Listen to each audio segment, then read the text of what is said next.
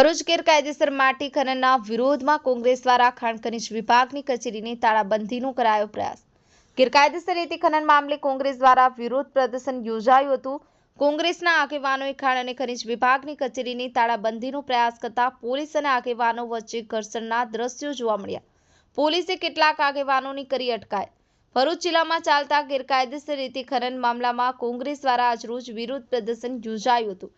કોંગ્રેસના આગેવાનોએ ખાણ અને ખનીજ વિભાગની કચેરીની તાળાબંધીનો પ્રયાસ કરતા પોલીસ અને આગેવાનો વચ્ચે ઘર્ષણના દ્રશ્યો જોવા મળ્યા હતા।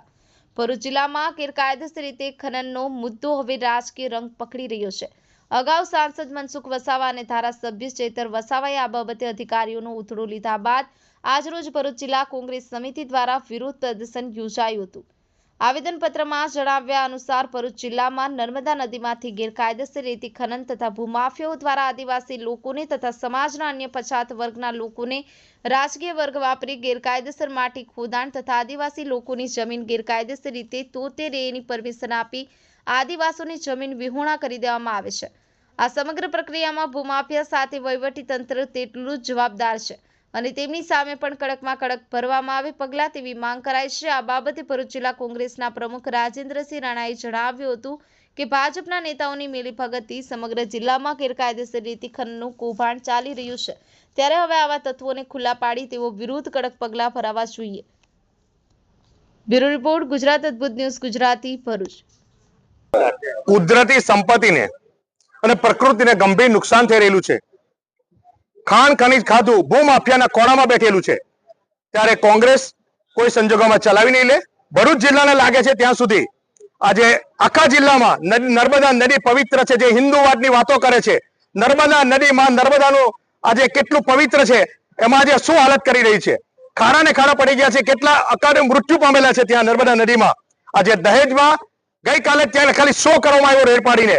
આખી આદિવાસીની જમીન છે, જે વીંગુ 2 વીંગુ 3 વીંગુ એવી જમીનો છે દહેજના આદિવાસીની, એ જમીનો પર PCPR માં આવેલી છે। ત્યાં ઇન્ટેન્શનલી કોઈ પણ પરમિશન વગર ભૂમાફિયા જે આ ખાણ ખનીજ ખાધું ભૂમાફિયાના ખોળામાં માથું મૂકેલું છે, એમની મિલીભગતમાં જિલ્લા આગેવાનોની મિલીભગતમાં ભારતીય જનતા પાર્ટીની એકદમ આખું તમામ ખોડી નાખેલું છે। માટી ત્યાં નથી, ખાડા ને ખાડા છે। ત્યારે આ પરિસ્થિતિમાં કઈ રીતે ચલાવી લેવાય? આજે અમે આ માંગણી કરીએ છીએ કે કડકમાં કડક સજા થવી જોઈએ। આજે અમે આ તારું મારવાના છે, આ તારું ખાણ ખનીજ ખોટીને મારવાના છે।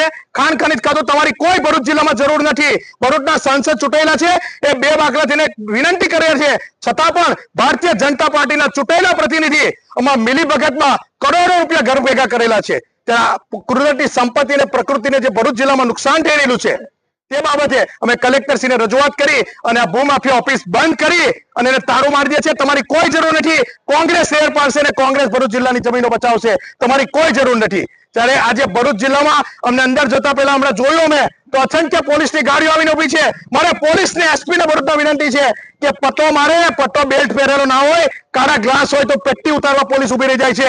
શું કામ અમારી ધરપકડ કરો? જેની ગાડીઓ ઓવરલોડ ચાલે છે, જેની ગાડીઓ બેફામ ચાલી રહેલી છે, જેને કેટલા ડંફરમાં મૃત્યુ પામેલા છે, ત્યાં સીસીટીવી કેમેરા લગાવો।